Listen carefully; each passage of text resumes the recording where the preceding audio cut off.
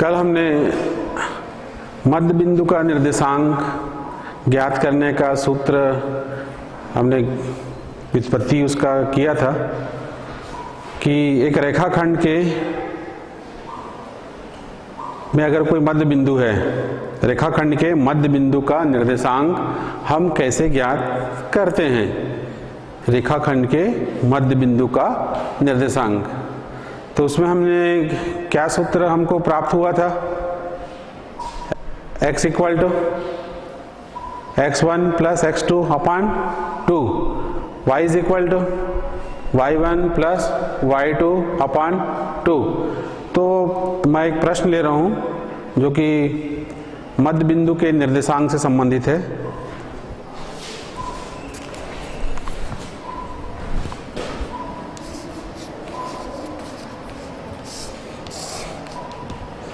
बिंदुओं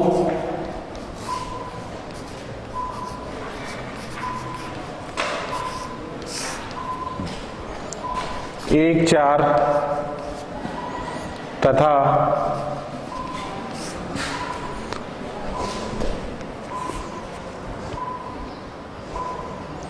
9 ऋण 12 को मिलाने वाली रेखा के को मिलाने वाली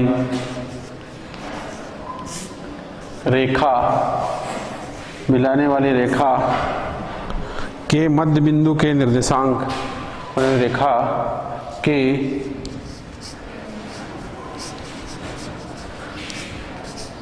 मध्य बिंदु का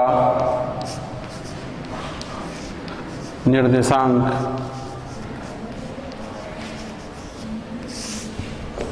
ज्ञात कीजिए।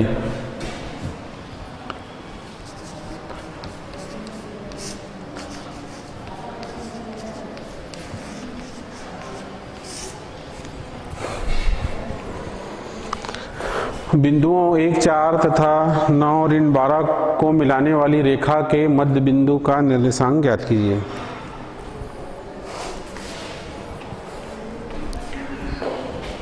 प्रश्न देखिए, ये दो बिंदु दिया है, दो बिंदु को मिलाने वाली रेखा के मध्य बिंदु का निर्देशांक ज्ञात कीजिए। तो इसका हम हल लेते हैं।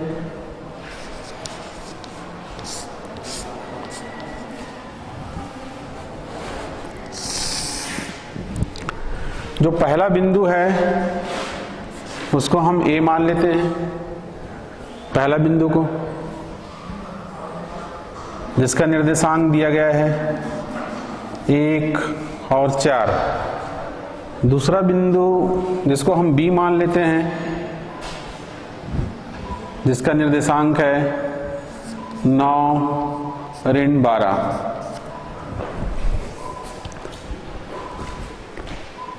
के मध्य बिंदु का निर्देशांक याद कीजिए। माना कि मध्य बिंदु,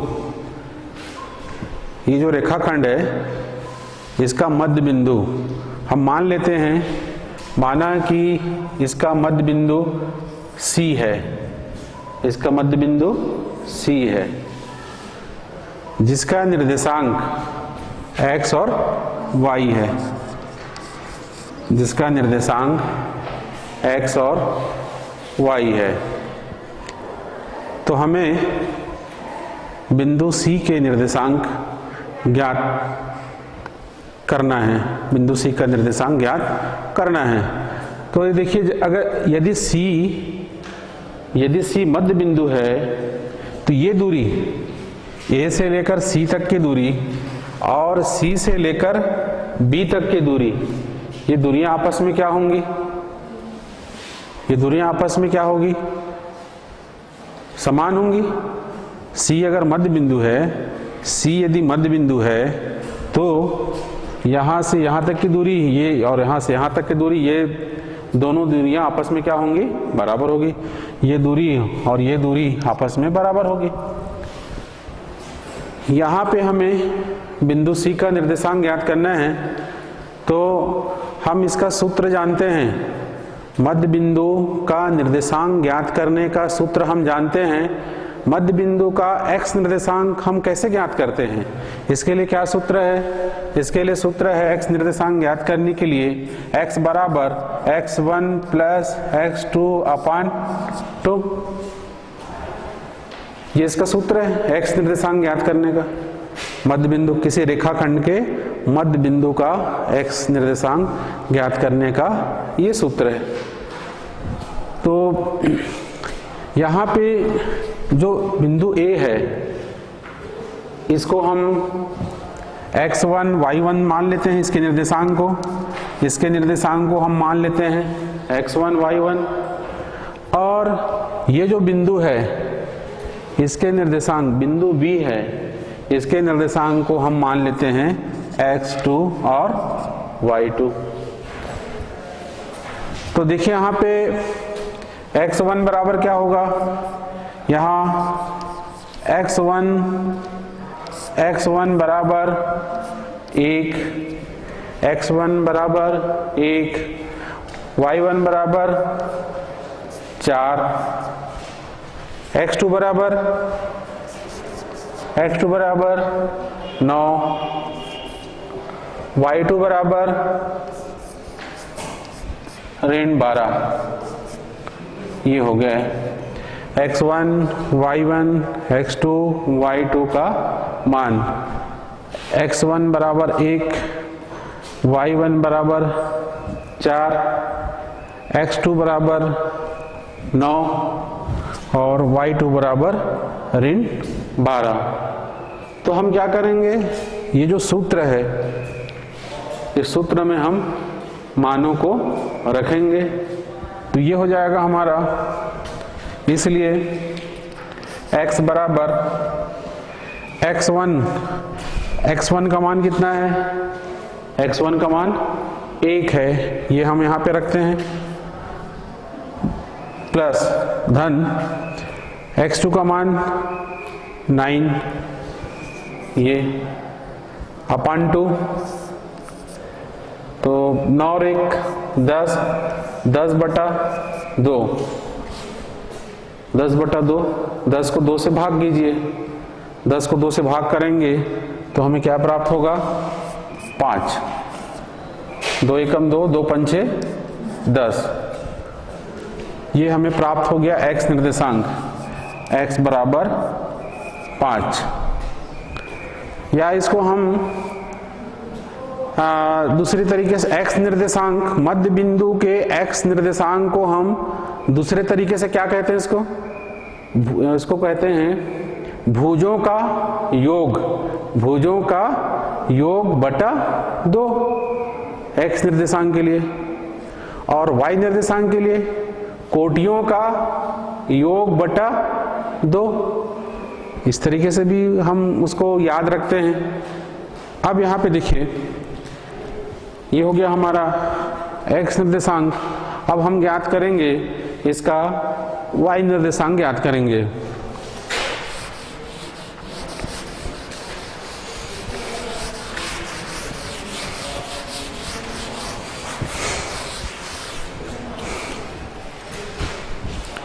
इसका y निर्देशांक का सूत्र, y निर्देशांक का सूत्र क्या होता है, y is equal to y1 plus y1 plus y2 upon 2, y1 plus y2 upon 2। ये हो गया मध्य बिंदु के y निर्देशांक का ज्ञात करने का सूत्र, कोटियों का योग बटा 2, कोटियों का योग बटा 2। x निर्देशांक को हम भुज कहते हैं और y निर्देशांक को कोटि। दोनों कोटियों को जोड़ देते हैं और 2 से भाग करते हैं, ऐसा भी आप उसको याद रख सकते हैं। अब यहाँ पे देखिए y इक्वल टू y1 का मान कितना है, y1 का मान 4 है, तो यहाँ पे हम रखते हैं 4। y2 का मान कितना है, 12 है, ऋण 12 है। ऋण होने के कारण यहाँ पे हमको कोष्टक लगाना होगा, यहाँ पे हम कोष्टक लगाएंगे ऋण होने के कारण। अपान 2 आप देखिए y इज इक्वल टू 4। अब देखिए ये ब्रैकेट लग गया, मतलब यहाँ पे इंटू है, यहाँ पे गुणा है, plus into minus, plus into minus क्या होता है माइनस, ये माइनस आएगा, -12 अपान 2 y इज इक्वल टू। अब देखो यहाँ पे घटेगा, दोनों का चिन्ह अलग अलग है, एक का चिन्ह धन है और एक का चिन्ह ऋण है, लेकिन जब घटेगा तो किसका चिन्ह आएगा, बड़ी संख्या का, बड़ी संख्या का चिन्ह आएगा। तो बड़ी संख्या में ऋणात्मक है वो, 12 में 4 घटेगा तो हमें मिलेगा 8। तो धन काट मिलेगा कि ऋण काट मिलेगा, ऋण काट मिलेगा, क्योंकि बड़ी संख्या ऋणात्मक है, बड़ी संख्या का चिन्ह आता है ऋण 8 बटा 2। तो ये हो जाएगा हमारा y बराबर, अब ये 2 से इसको भाग देंगे, 2 चौक 8, तो ये हो जाएगा हमारा ऋण 4। ये y निर्देशांक निकल गए। इस प्रकार से ये जो सवाल का हल हमें प्राप्त, जो मध्य बिंदु का निर्देशांक हमें क्या क्या प्राप्त हुआ, x निर्देशांक हमें कितना प्राप्त हुआ था, x बराबर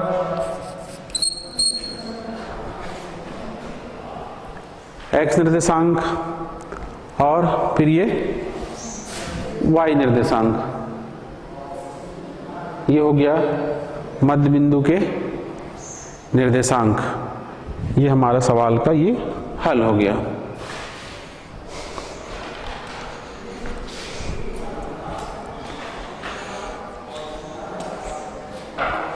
यहाँ पे x निर्देशांक तो आपने नोट किया होगा,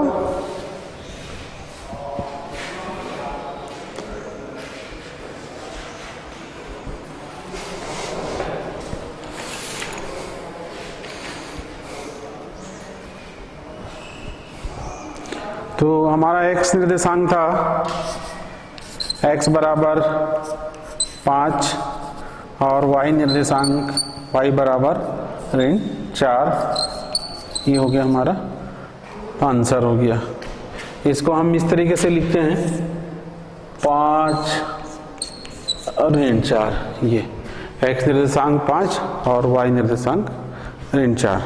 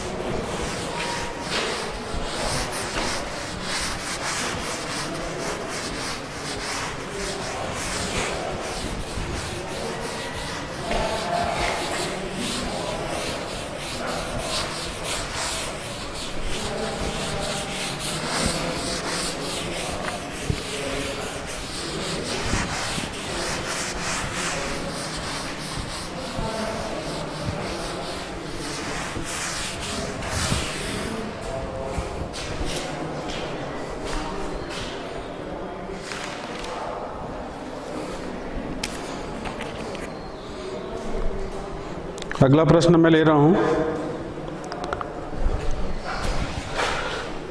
किसी वृत्त के व्यास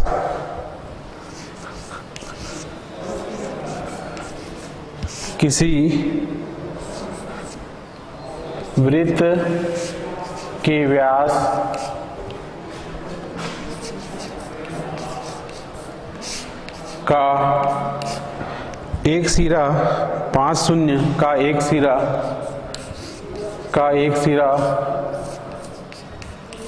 5 शून्य और केंद्र 6 7 है, और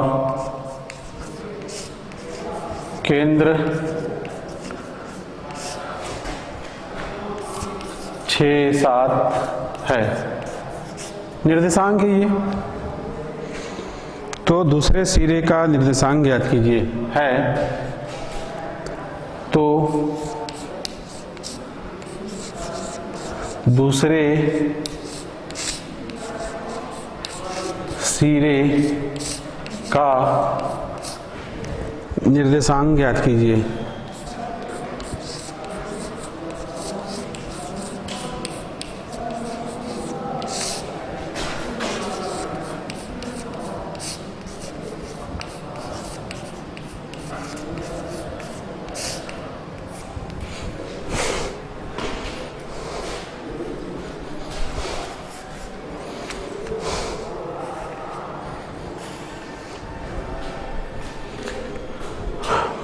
प्रश्न को एक बार और देखते हैं हम। किसी वृत्त के व्यास का एक सिरा 5 शून्य, एक सिरा का निर्देशांक 5 और 0, पहले सिरे का x निर्देशांक 5 और y निर्देशांक 0,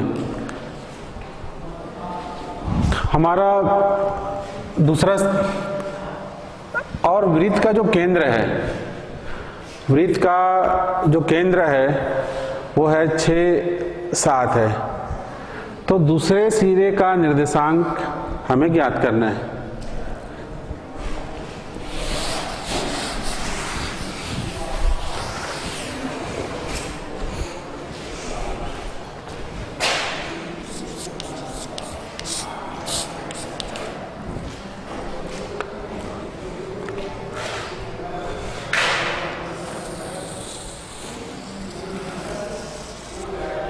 एक हमने वृत्त लिया, ये वृत्त का व्यास हो गया, ये वृत्त का व्यास, ये पहला सिरा हो गया ए, और ये हो गया इसका केंद्र सेंटर, और ये हो गया इसका दूसरा सिरा बी। हमें पहले सिरे का हमें निर्देशांक दिया है, पहले सिरे का निर्देशांक हमें दिया है 5 और 0, x निर्देशांक 5 और y निर्देशांक 0, और यहाँ पे वृत्त का जो केंद्र है, वृत्त का जो केंद्र है उसका निर्देशांक हमें दिया है 6 और 7, और यहाँ पे हमें दूसरे सिरे का निर्देशांक ज्ञात करना है। तो हम मान लेते हैं कि दूसरे सिरे का जो निर्देशांक है वो h k है, x निर्देशांक h और y निर्देशांक k है। हमें दूसरे सिरे का निर्देशांक ज्ञात करना है। अब देखिए, ये जो केंद्र होगा, वृत्त का केंद्र, वृत्त का जो केंद्र होगा वो व्यास का मध्य बिंदु होगा। व्यास का क्या होगा? मध्य बिंदु। तो हम मध्य बिंदु का निर्देशांक ज्ञात करने का सूत्र पढ़ चुके हैं। ये हमारा मध्य बिंदु हो गया, और ये पहला निर्देशांक और ये दूसरा निर्देशांक। तो यहाँ पे देखिए तीन मानों में से हमें 2 मान ज्ञात है, तीसरा मान हमें ज्ञात करना है।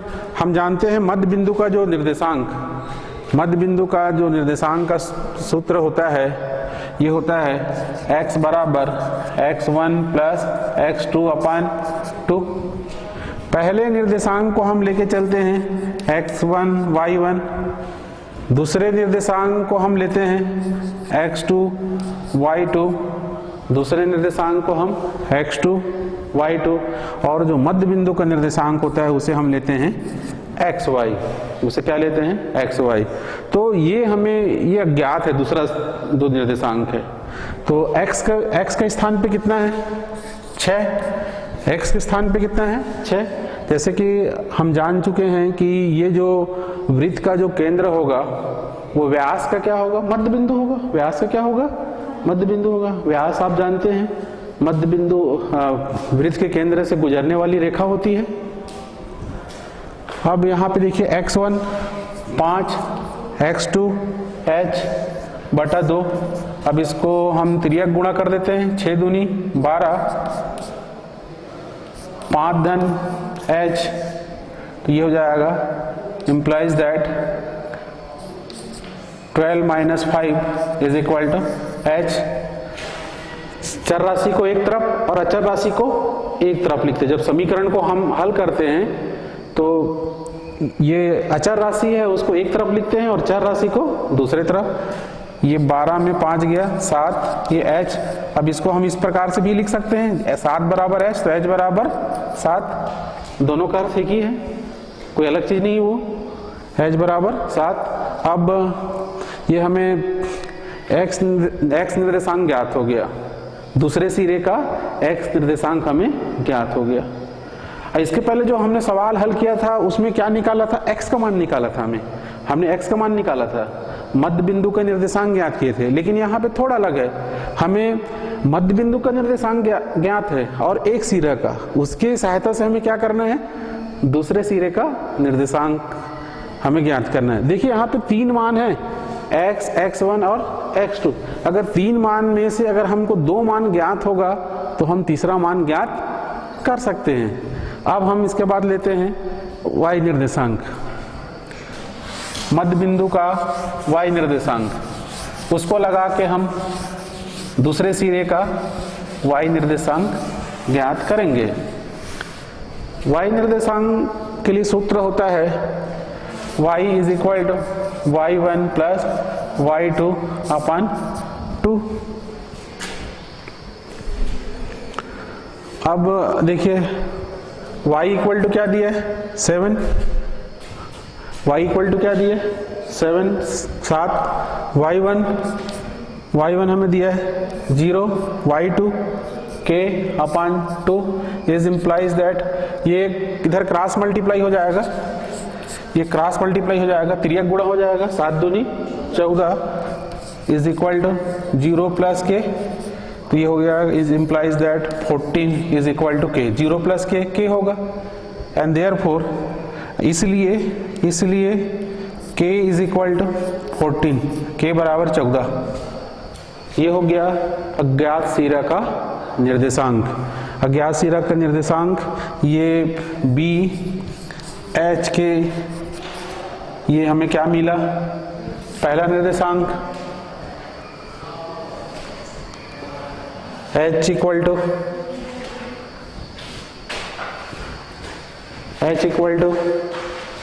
h और k 14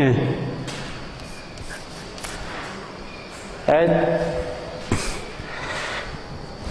h इक्वल टू 7। तो ये हो गया, इस सवाल का हल हो गया।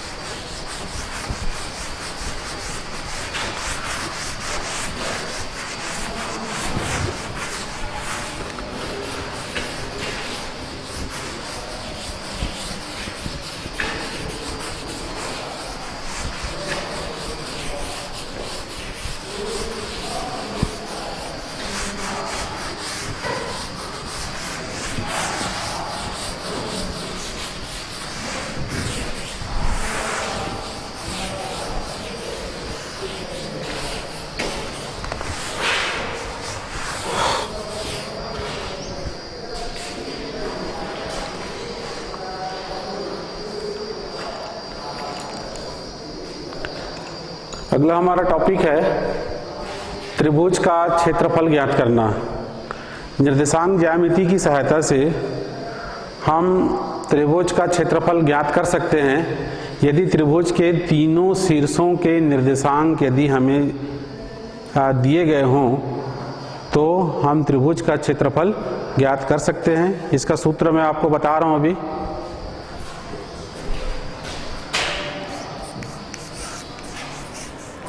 त्रिभुज का क्षेत्रफल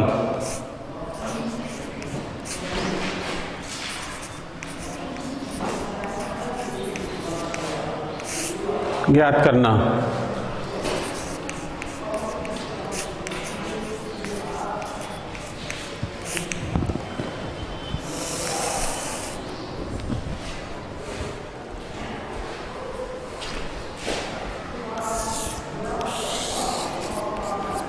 x निर्देशांक और ये हो गया y निर्देशांक।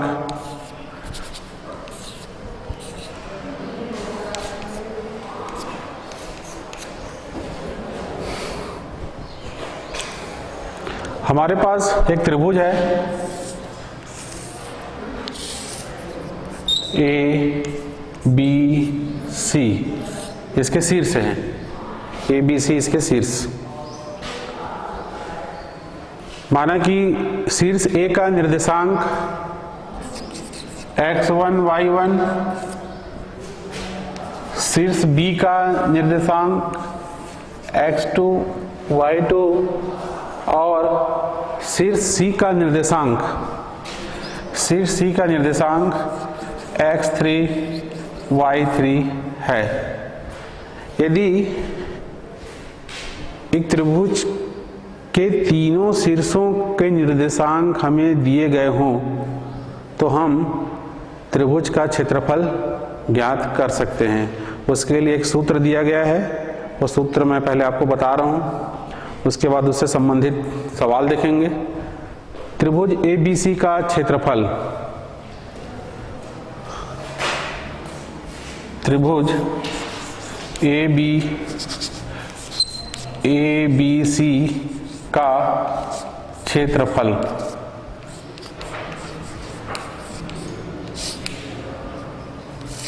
Is equal to 1/2 x1 y2 minus y3 plus x2 y3 minus y1 plus x3।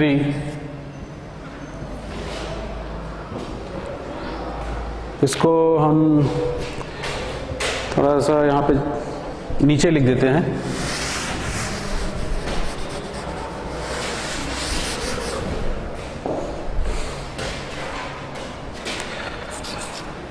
त्रिभुज ABC का क्षेत्रफल बराबर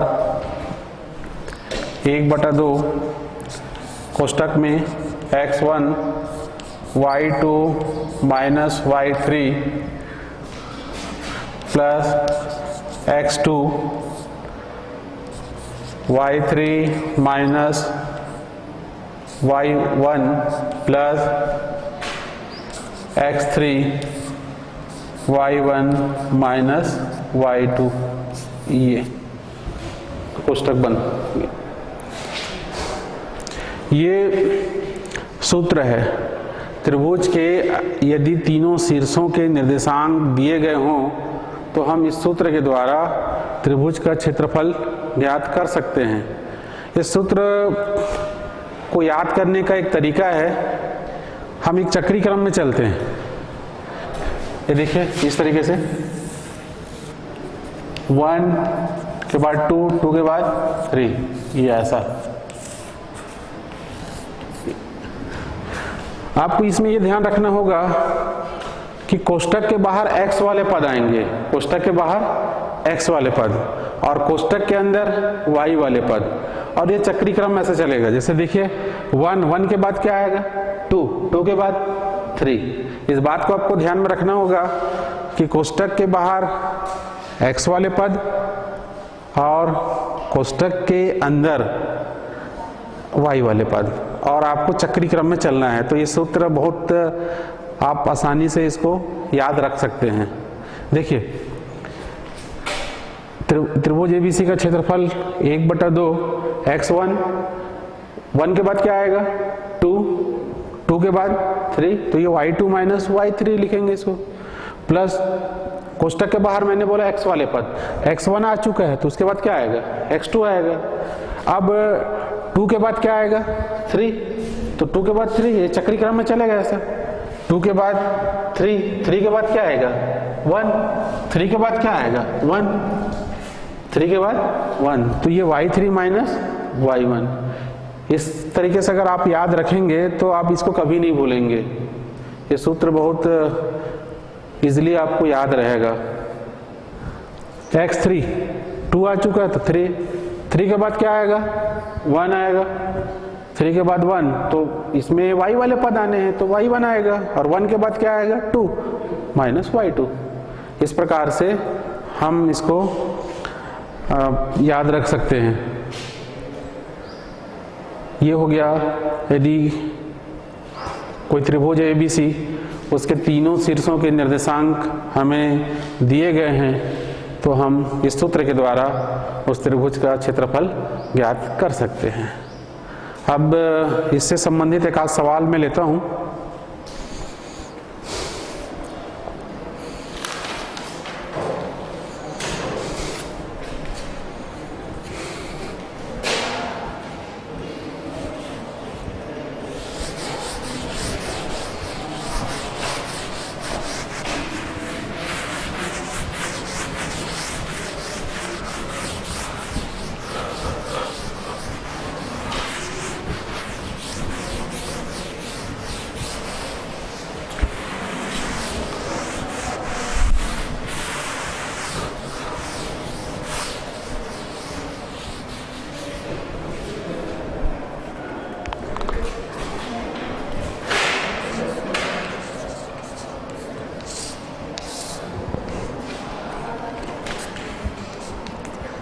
त्रिभुज ABC का क्षेत्रफल ज्ञात कीजिए। त्रिभुज ABC का क्षेत्रफल ज्ञात कीजिए।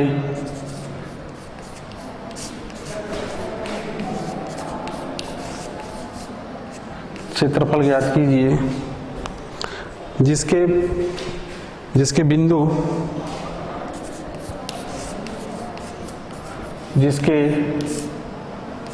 बिंदु A, B और C के निर्देशांक, जिसके बिंदु A, B और C के निर्देशांक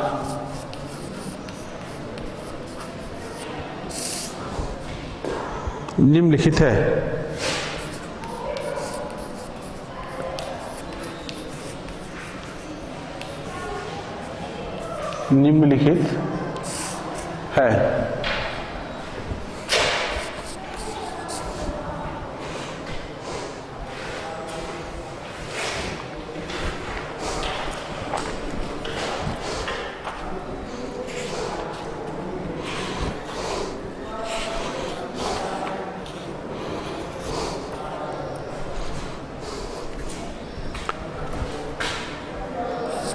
टू 3 4 5 6 2 ये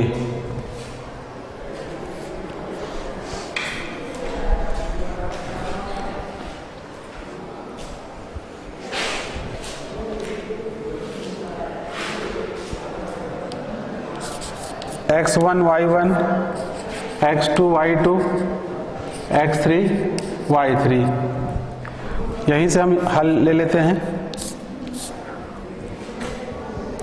अब हमें त्रिभुज का क्षेत्रफल ज्ञात करना है।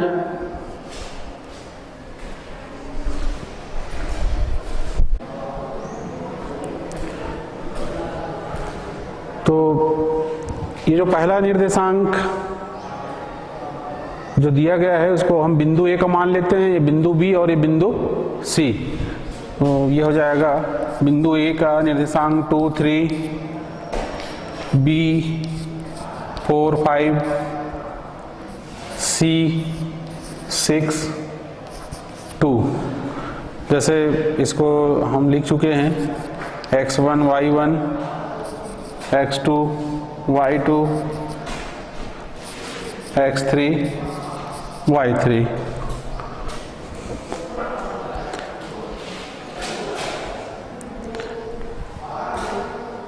x1 y1 x1 2 y1 3, इसी प्रकार से x2 4 y2 5 x3 6 y3 2। हमें त्रिभुज का क्षेत्रफल ज्ञात करना है, तो इसके लिए हम सूत्र का प्रयोग करेंगे। यदि हमको तीनों निर्देशांक दिए गए हैं तो हम यहाँ पे सूत्र लगा सकते हैं। त्रिभुज ABC का क्षेत्रफल, त्रिभुज ABC का क्षेत्रफल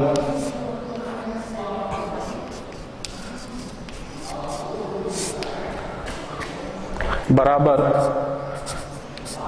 1/2 x1 y2 minus y3 plus x2 y3 minus y1 plus x3 y1 minus y2। ये सूत्र है 1 2 3 2 3 1 3 1 2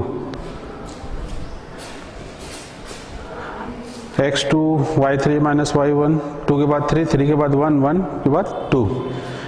यहाँ पे हम मान रखेंगे और कैलकुलेट करके फिर त्रिभुज का क्षेत्रफल हमें ज्ञात हो जाएगा।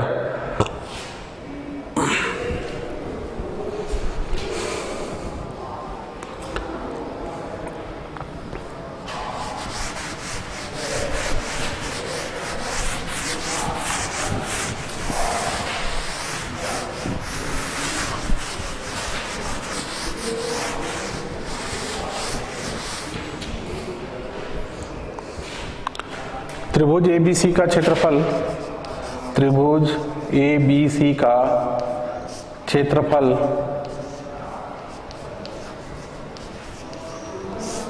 बराबर 1/2 x1 का मान 2, x1 का मान 2 कोष्टक में y2 माइनस y3, y2 का मान 5, y3 का मान 2 प्लस x2 का मान 4, y3 का मान 2, y1 का मान 3,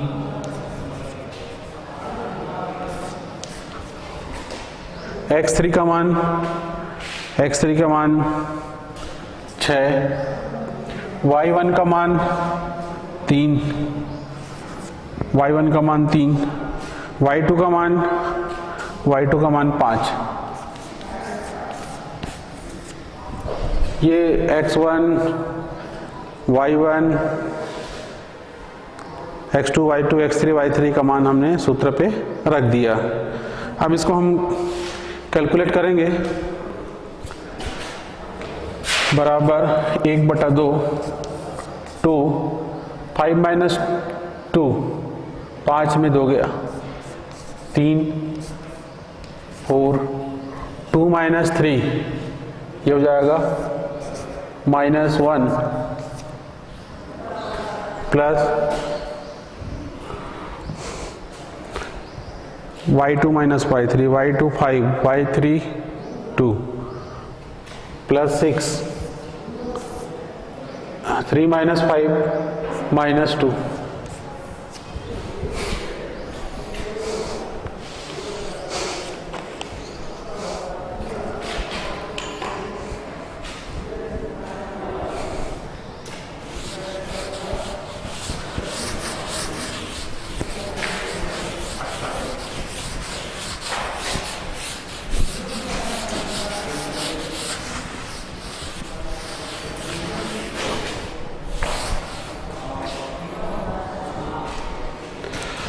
is equal to 1/2 2 into 3 6 plus into minus -4 और यहाँ पे प्लस इंटू माइनस -12 6 दूनी 12 इज इक्वल टू 1/2 6, ये दोनों प्लस कर दीजिए, दोनों का साइन सेम है, -12 -4 -16 यहाँ पे घट जाएगा, इज इक्वल टू 1/2, 1/2, 16 में 6 घटेगा, हमें मिलेगा माइनस का 10, बड़ी संख्या ऋणात्मक है, बड़ी संख्या का साइन आएगा, और आप जानते हैं कि प्लस इंटू माइनस माइनस, तो इसको हम लिखेंगे is equal to minus 1/2 into 10, plus into minus minus 1/2 into 10। अब इसको काट दीजिए, 2 एकम 2, 2 पंचे 10, इज इक्वल टू -5। और यहाँ पे हम एक चीज़ जानते हैं कि त्रिभुज का क्षेत्रफल हमेशा धनात्मक ही होता है। क्षेत्रफल, लंबाई, दूरी, ये सब चीज़ जो होते हैं ये कभी ऋणात्मक नहीं होते, क्षेत्रफल धनात्मक ही होगा। इसलिए यहाँ पे हमको ये ऋण चिन्ह को छोड़ना होगा। जब हम लास्ट आंसर लिखेंगे, अंतिम उत्तर लिखेंगे, तो यहाँ पे हमको ऋण चिन्ह छोड़ना होगा, क्योंकि हम जानते हैं कि त्रिभुज का क्षेत्रफल धनात्मक ही होगा, ऋणात्मक नहीं होगा। तो हम लिखेंगे यहाँ पे, इसलिए त्रिभुज ABC का क्षेत्रफल, ABC का क्षेत्रफल बराबर -5 वर्ग इकाई। क्योंकि हम जानते हैं कि क्षेत्रफल को हम किससे मापते हैं? क्षेत्रफल को हम मापते हैं वर्ग से, और यहाँ पे जो कि इकाई नहीं है, कोई इकाई नहीं है, ना सेंटीमीटर है ना मीटर, कोई इकाई नहीं है, इसलिए वहाँ पे हम इकाई लिख दिए। क्षेत्रफल को हम मापते हैं वर्ग से, इसलिए वर्ग, और चूंकि यहाँ पे इकाई नहीं है तो हमने इकाई लिख दिया, 5 वर्ग इकाई।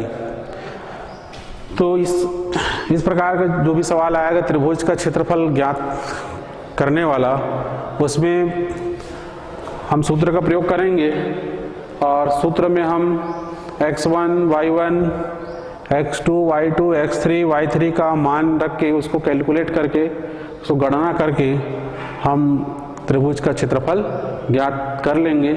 इसमें मैंने आपको का जो सूत्र याद करने का तरीका भी बता दिया है।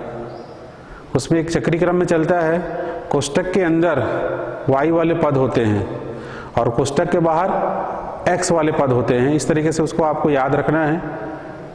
और इसी के साथ आज का हमारा कक्षा समाप्त होता है। आप सभी को धन्यवाद।